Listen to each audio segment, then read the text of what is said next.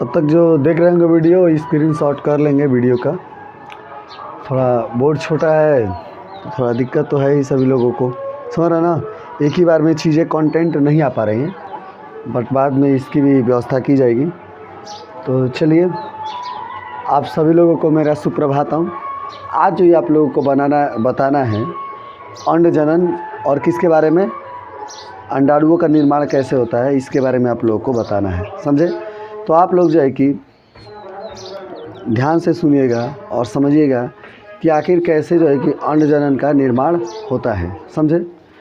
ध्यान देना, जो पुरुष में शुक्राणुओं का निर्माण होता था, चाहे जो नर में शुक्राणुओं का निर्माण होता था, आपने देखा होगा कि जो शुक्रजनक कोशिकाएं थी और जो शुक्राणुओं का निर्माण जो स्टार्ट होने की प्रक्रिया जो थी वह किशोरावस्था से ही शुरू हो गई थी।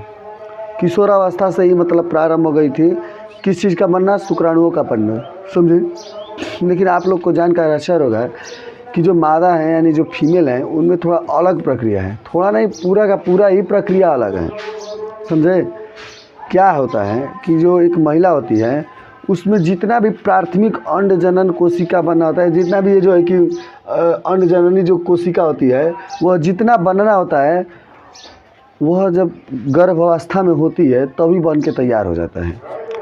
गर्भावस्था के बाद यानी कि जन्म के बाद उनमें कोई भी अंड जनन कोशिका का निर्माण नहीं होता है। तो पहला एक बात यहाँ से आप लोग को फैक्ट क्लियर करना होगा कि जो अंड जनन कोशिका है जिनसे अंडाणुओं का निर्माण होना है, वह अंड जनन कोशिका मादा में कब बन के तैयार हो जाती है, जब मादा गर्भ में होती है तभी तैयार हो जाती है। यानी कि गर्भावस्था के बाद उनमें कोई भी अंड जनन कोशिका का निर्माण नहीं होता है। समझ रहे हैं मेरी बातों को आप सभी लोग। अब ध्यान देना, एक कदम आप लोगों को हम आगे ले चलेंगे और उसमें आप लोगों को यह बताएंगे कि ये जो हमारी अंड जननी कोशिका है यह जो है कि पहले सर्वप्रथम कौन सी विभाजन करती है, समसूत्री विभाजन करती है। कौन सी विभाजन करती है, समसूत्री विभाजन करती है। और समसूत्री विभाजन के फलस्वरूप वो जो है कि प्राथमिक अंडक यानी कि प्राइमरी ओओसाइट का निर्माण करती है। किसका निर्माण करती है, प्राइमरी ओओसाइट का निर्माण करती है।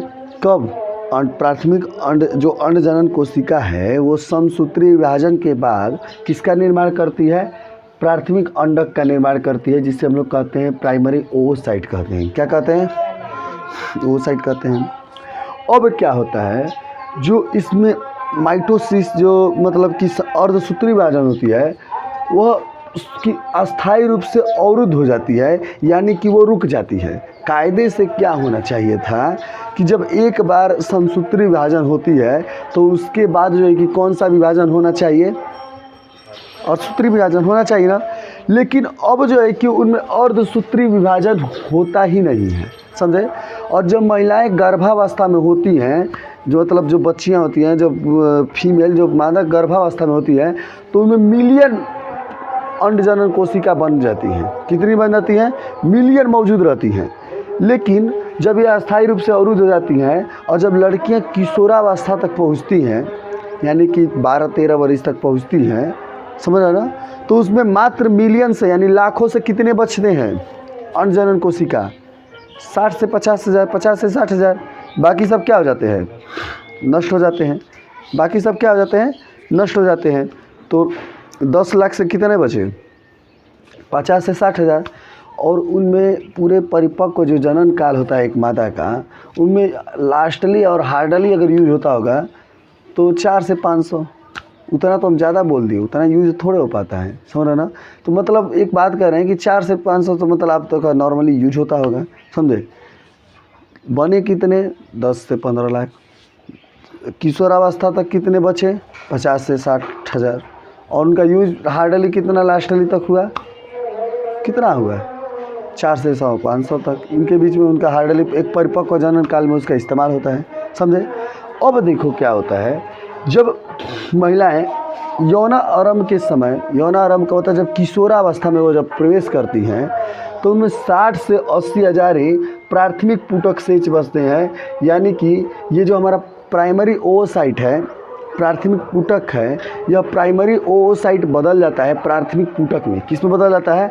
और इस पर एक लेयर घेर लेता है जिसे हम लोग कहते हैं ग्रेनुलोजा लेयर। क्या कहते हैं? ग्रेनुलोजा लेयर। जब ग्रेनुलोजा लेयर इसमें हम लोग भर देते हैं, ग्रेनुलोजा लेयर का हम नहीं भरते हैं, ग्रेनुलोजा लेयर का सेल जो है कि अगर इस पर आवरण एक चढ़ जाता है तो वह जो है कि प्राथमिक पुटक से द्वितीयक पुटक का निर्माण करता है। किसका निर्माण करता है? द्वितीय पुटक का, समझे। और फिर इसमें एक पदार्थ फील हो जाता है एंट्रम जिसे कहते हैं, समझे। अगर वो फील्ड हो जाता है तो फिर वही है कि द्वितीयक पुटक किस में परिवर्तित हो जाता है? तृतीयक पुटक में। किस में परिवर्तित हो जाता है? तृतीयक पुटक में, समझे। तो एक लेयर हुआ तो प्राइमरी फॉलिकल, फिर सेकेंड लेयर चढ़ा तो सेकेंडरी फॉलिकल, और फाइनली जो है कि एंट्रम फील्ड हो गया और ट्रिपल लेयर हो गया तो उसे हम लोग क्या कहेंगे? तृतीय पुटक। और वही तृतीय पुटक किस में परिवर्तित हो जाता है? ग्राफियन फॉलिकल में। किस में परिवर्तित हो जाता है? ग्राफियन फॉलिकल में, समझे।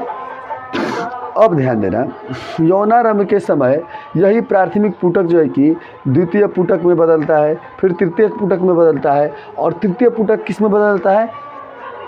ग्राफियन फॉलिकल में बदलता है। किस में बदल जाता है? ग्राफियन फॉलिकल में बदल जाता है, समझे।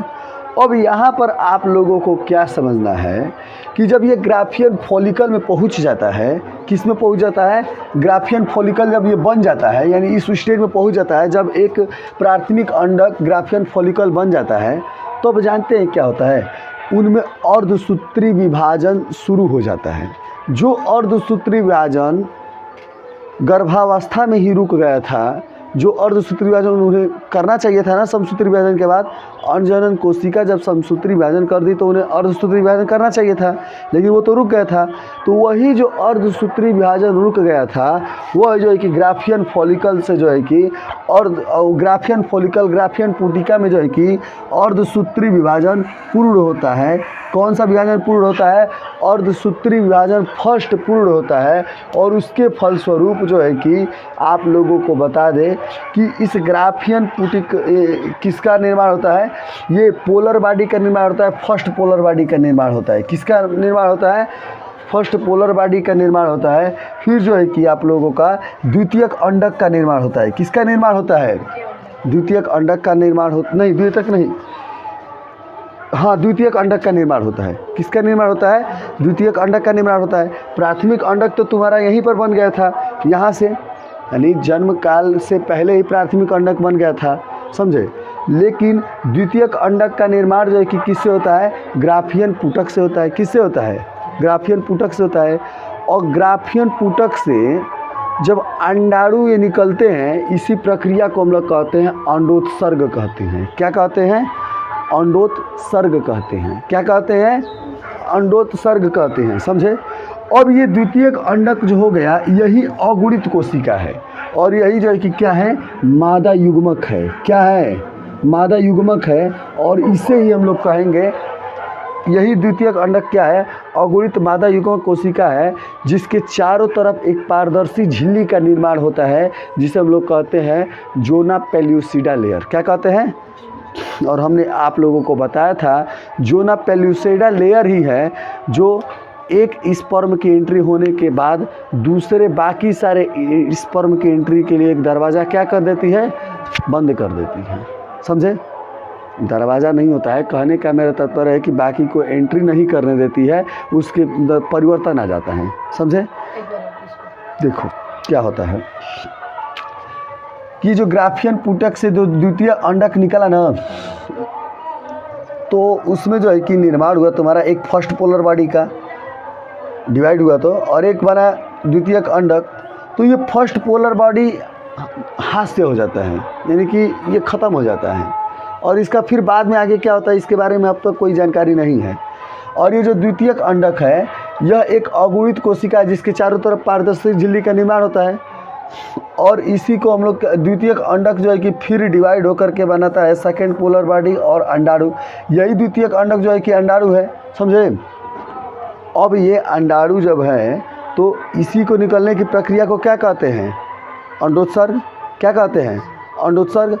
और बता दें यही फिर क्या होता है, जब शुक्राणु से निषेचन होता है तो उस समय ये जो द्वितीयक अंडक है, जो ये अंडाणु है, द्वितीयक अंडक जो अंडाणु है, उसको जब शुक्राणु से निषेचित होती है तो उस समय वो जो है कि फिर डिवीजन होती है। क्या होती है? अर्धसूत्री विभाजन सेकंड पूरा करती है। कौन सा विभाजन पूरा करती है? अर्धसूत्री विभाजन सेकंड पूरा करती है निषेचन के समय। और इस अंडाणु से अंड कोशिका निकलती है। क्या निकलती है? और फिर जो है कि क्या होती है, वह शुक्राणु से निषेचित होकर के मानव में युग्मनज का निर्माण करती है और वही युग्मनज का भ्रूण में परिवर्तन होता है और भ्रूण का परिवर्तन फिर भ्रूण किस में परिवर्तित होता है? एक संतान के रूप में परिवर्तित हो जाता है। समझे? मैं जो समझाया आप लोग को बिल्कुल इजी लैंग्वेज में आप लोगों को समझ में आ गया? थोड़ा बहुत आया है। इस टॉपिक को थोड़ा समझने में आप लोगों का दिमाग और खर्चा करना पड़ेगा। समझे? अब देखो कैसे खर्चा करना पड़ेगा कि ध्यान से एक बार और सुनिए और फिर जानिए कैसे दिमाग खर्चा करते हैं। ये हमारा अंड जननी है। ये जो है कि कब बनता है? गर्भावस्था में ही। लाखों बन जाते हैं, 200 लाख बन जाते हैं, मिलियन बन जाते हैं। समझे? और कौन सा विभाजन करते हैं? समसूत्री विभाजन। और समसूत्री विभाजन करके कौन सा बना देते हैं? प्राथमिक अंडक बनाते हैं। कौन सा बनाते हैं? प्राथमिक अंडक। आप प्राथमिक अंडक बना देंगे ना तो फिर पटा जाएंगे। पटा जाएंगे का मतलब सुस्त हो जाएंगे, मतलब एकदम अब वो हो जाएंगे ना। कहता आदमी कहते हैं खेतों कुछ हो, हम लोग काम कर कहते हैं कि अब भैया आराम कर ले रहे हैं। समझे? तो अब ये जो है कि प्राथमिक अंडक जब बना लेंगे गर्भाशय काल में ही तो उसके बाद क्या हो जाएंगे? सुस्त हो जाएंगे। समझे? फिर कायदे से इनको क्या चाहिए कि समसूत्री विभाजन के बाद क्या करना चाहिए था? इन्हें अर्धसूत्री विभाजन करना चाहिए था। समझे? लेकिन ये जो है कि कायदे से सूस जैसा एकदम पलटा गए, एकदम कुछ मतलब अब इनका कुछ मतलब नहीं। समझे? और जब तक अब लड़की जवान नहीं होगी तब तक ये प्राथमिक अंडक जो है कि वैसे का वैसा सूस जैसा पड़ा रहेगा। समझे? तब तक ये कुछ नहीं करेगा। बन गया कब का? जब लड़की जो है कि गर्भावस्था में थी तभी का ये मतलब बन गया था, प्राथमिक अंडक बन गया था। और कब तक सूस जैसा एकदम पटाया रहेगा, शांत रहेगा? जब तक लड़की किशोरावस्था में नहीं पहुंचेगी। समझे? लेकिन जब लड़की किशोरावस्था में पहुंचती है तो इसको अपना काम याद आता है। अरे भैया हमको तो जो है कि अपना काम करना है, तो क्या तो हमें तो अंडाणु का निर्माण करना है। तो कैसे अंडाणु का निर्माण होगा? तब क्या होगा कि ये जो प्राथमिक अंडक है यह चेंज हो जाता है प्राथमिक पुटक में। किस में चेंज हो जाता है? प्राथमिक पुटक में। अभी चेंज होगा, अभी डिवीजन नहीं होगा, अभी अर्धसूत्री विभाजन नहीं होगा। क्यों अर्धसूत्री विभाजन क्यों नहीं होगा? क्योंकि मान जाओ जो एकदम आदमी जो होता है ना, जो सुस्त होता है, उसे दूल्हा तलतियाओगे तब वो काम करता है। समझे? ऐसे काम नहीं करेगा। अब ज़िंदगी भर का रेस्ट किया है 10 साल, मतलब जो है कि अब जल्दी सुनेगा नहीं ना। तो अब इसको सुनाने के लिए क्या होगा कि इसके ऊपर लेयर का लेयर बनेगा। पहले जो है कि प्राथमिक पुटक किस में बदलेगा? द्वितीयक पुटक में। द्वितीयक पुटक किस में बदलेगा? तृतीयक पुटक में। तृतीयक पुटक किस में चेंज होगा? ग्राफियन पुटक में। और कैसे चेंज होंगे? जब इन पर प्राथमिक जो आप लोग देख रहे हैं अंडक, जब यही परिवर्तित हो जाता है, जब इस पर ग्रेनुलर लेयर पड़ जाता है तो प्राथमिक पुटक में बदल जाता है।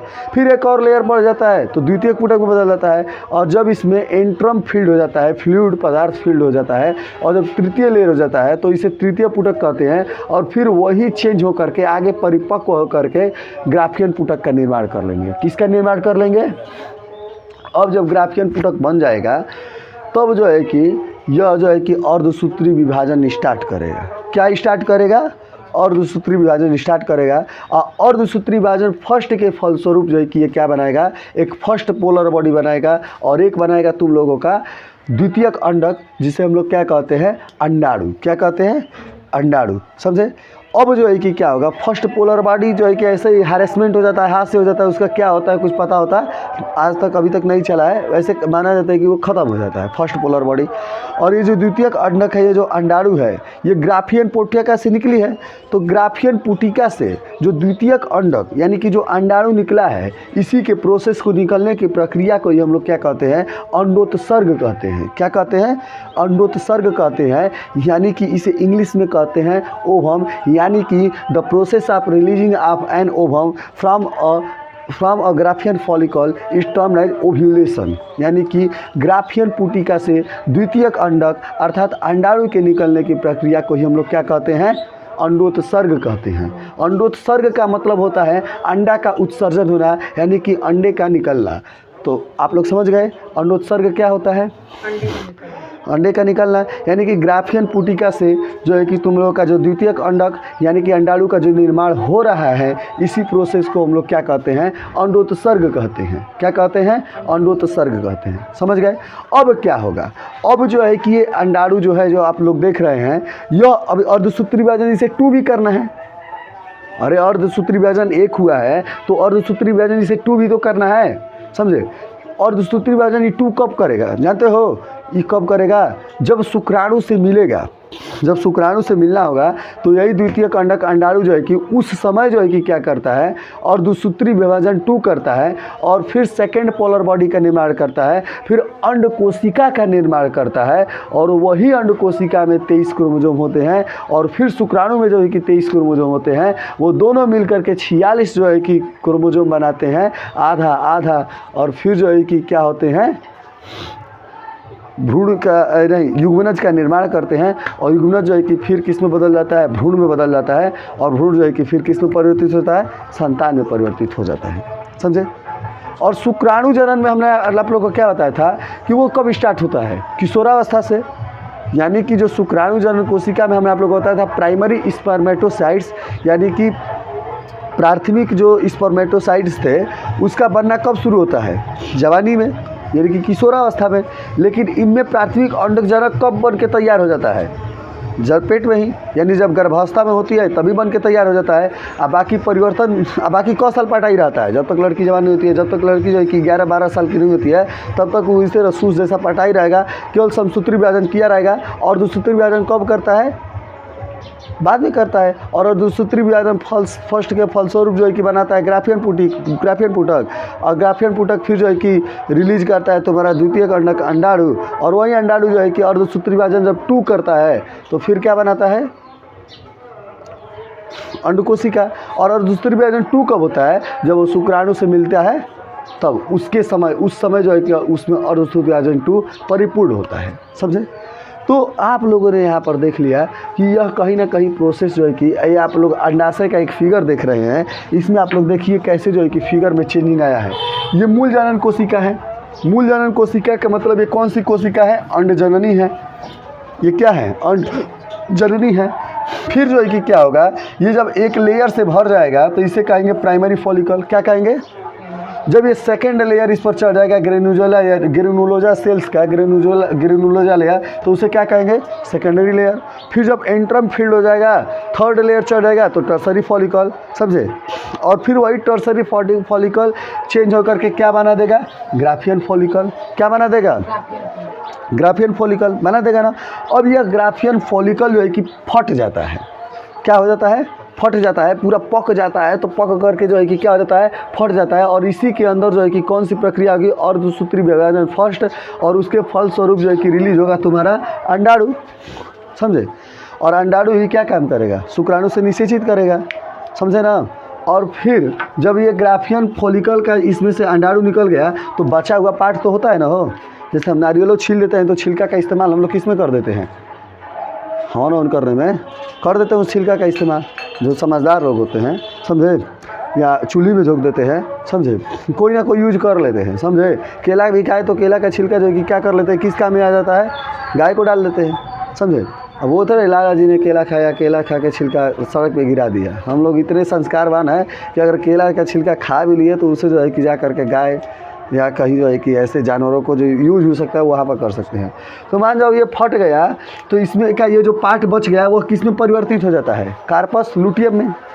किस में परिवर्तित हो जाता है, कार्पस लुटियम में। और ये ऐरा गहरा खराब पार्ट अब नहीं बना है, कार्पस लुटियम बन गया। यानी कि यह जो ग्राफियन पुटिका थी ये फट गई और इसमें से अंडाणु निकल गया, जो बच गया पार्ट हुआ वो किस में बदल गया, कार्पस लुटियम में। किस में बदल गया, कार्पस लुटियम में, जिसे हम लोग कहते हैं पित्त पिंडक भी कहते हैं। क्या कहते हैं, पित्त पिंडक भी कहते हैं, समझे।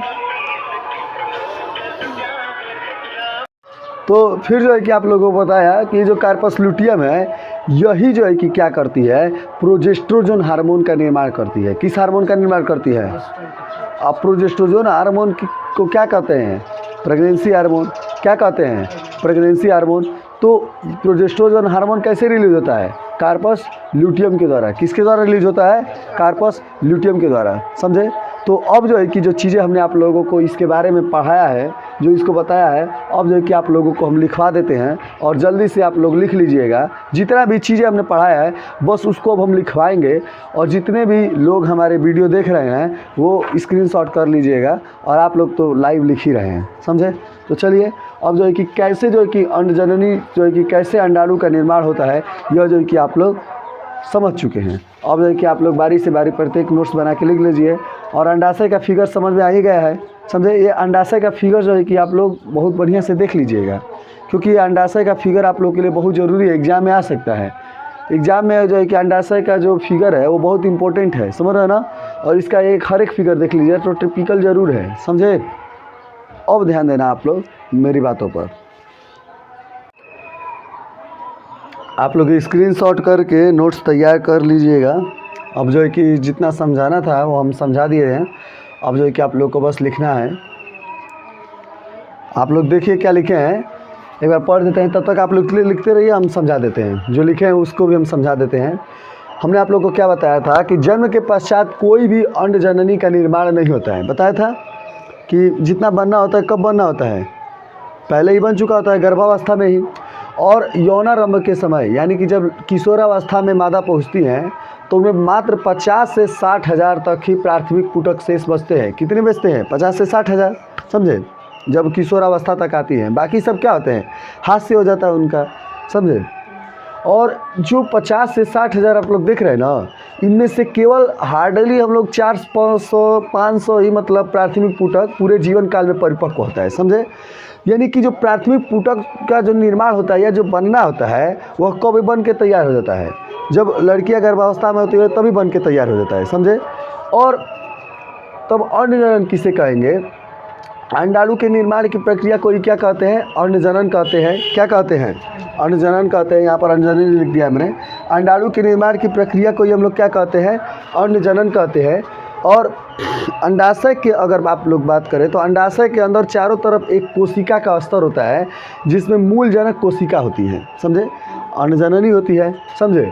और इन मूल कोशिकाओं से ही अंडजननी का निर्माण होता है और गर्भ में ही मादा शिशु में कई मिलियन प्राथमिक पुटक का निर्माण होता है। और यही जो प्राथमिक पुटक जो हैं, समझ रहे हो ना, प्राइमरी फॉलिकल हैं, ये हर महीना एक जो है कि विकसित होती रहती है। सेकेंडरी फॉलिकल में, टर्सरी फॉलिकल में, ग्राफियन फॉलिकल में। समझे? और हर महीना जो है कि क्या होता है, यह विकसित होती रहती है। हर महीना एक अंडाणु रिलीज होता रहता है। समझे? और इसी के कारण जो लड़कियां होती हैं उनमें जो है कि पीरियड्स आते हैं। हर महीना मंथली साइकिल होता है, आर्तव चक्र आता है। समझे? तो ये जो हमारा प्राथमिक पुटक है यह हर महीना विकसित होता रहता है। पहले प्राइमरी फॉलिकल में, फिर सेकेंडरी फॉलिकल में, फिर टर्सरी फॉलिकल में, फिर ग्राफियन फॉलिकल में। समझे? अब जो है कि आप लोग इतना लिख लिए हैं। अब ग्राफियन फॉलिकल के बाद क्या होता है ये आप लोग कम लिखवाएंगे। लिख लिए हो ना? चलो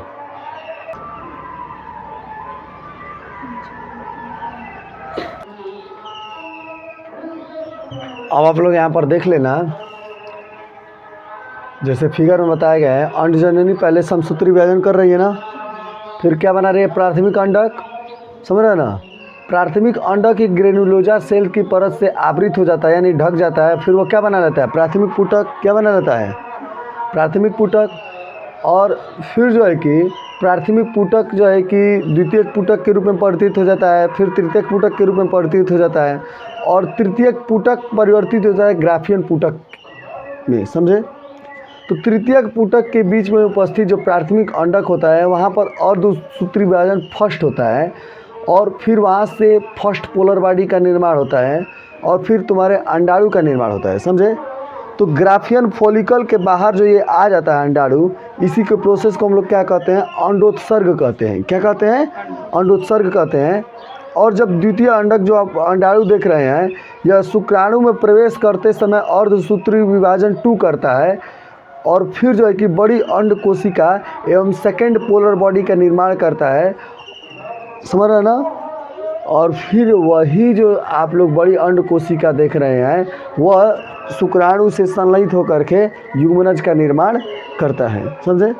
तो आप लोग को ये चीज़ें समझा दिया गया है, बस आप लोग को लिखवाते समय हम आप लोग को एक बता दे रहे हैं जो भी चीज़ें थी।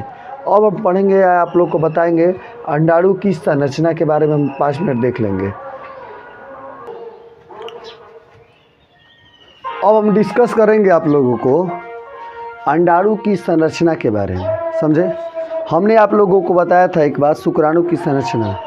तो शुक्राणु की जो संरचना थी उसमें हमने आप लोगों को बताया था उसका सर्पिला आकार था और वो मोटाइल था, यानी कि मोटाइल का मतलब मोटाइल का मतलब होता है मूवेबल था, यानी एक स्थान से दूसरे स्थान तो को आसानी से क्या कर सकता है, मूव कर सकता है। समझे? लेकिन ये जो हमारी अंडाणु है यह नॉन मोटाइल है, यानी कि अचल कोशिका है। यह इधर से उधर मूव अपने आप जो है कि नहीं कर सकती है। समझे? तो यह एक प्रकार की जो हमारी अंडाणु है यह एक प्रकार की कौन सी कोशिका है, अचल कोशिका है। कौन सी कोशिका है, अचल कोशिका है। और मादा युग्मक अंडाणु की आकार की बात करें तो यह गोलाकार होता है। कैसा होता है, गोलाकार होता है। और अगर बात करें तो अंडकला के बाहर ये जो आप लोग देख रहे हैं जो ऊपर लेयर है, ये जो काला ये जो देख रहे हैं, ये जो लेयर पारदर्शी जो लेयर है, इस पारदर्शी लेयर को हम लोग कहते हैं जोना पेल्यूसिडा लेयर कहते हैं। क्या कहते हैं, जोना पेल्यूसिडा लेयर कहते हैं। समझे? और सबसे जो ऊपरी स्तर जो आप लोग ये देख रहे हैं चंद्रबिंदु ऐसे ऐसे हमने बनाया है, जो सबसे ऊपर का स्तर आप लोग देख रहे हैं, जो लेयर देख रहे हैं बाहरी स्तर का, इसको हम लोग क्या कहते हैं, कोरोना रेडिएटा कहते हैं। क्या कहते हैं, कोरोना रेडिएटा कहते हैं। समझे? तो अंडाणु की संरचना से आप लोग एक बात 4 फैक्ट जानिए, यह एक प्रकार की अचल कोशिका है। समझे? इसके ऊपर चारों तरफ पारदर्शी झिल्ली का आवरण होता है जिसे जोना पेल्यूसिडा लेयर कहते हैं। सबसे जो बाहर स्तर होता है उसे कोरोना रेडिएटा कहते हैं। समझे? फिर उसके बाद जो है कि अगर हम बात करें आप लोगों को तो यहाँ पर इसके बीच में जो है कि केंद्रक होता है और इसके बीच में जो सब्सटेंस पाया जाता है उसे जो है कि हम लोग साइटोप्लाज्मा यानी कि कोशिका द्रव्य कहते हैं, जो इसमें फ्लूइड फील्ड होता है। समझे? और एक और इससे रिलेटेड फैक्ट समझ जाइए कि ये मानव की जो है कि सबसे बड़ी कोशिका के रूप में यह अपना स्थापित कर चुका है, यानी कि यह मानव की सबसे बड़ी कोशिका है। समझे? तो यही है तुम्हारे अंडाणु। समझे? तो इस तरह से इतने सारे फैक्ट जो है कि आज हम लोग पढ़ लिए। अंडाणु की संरचना को अभी हमने बस पढ़ा है। समझे?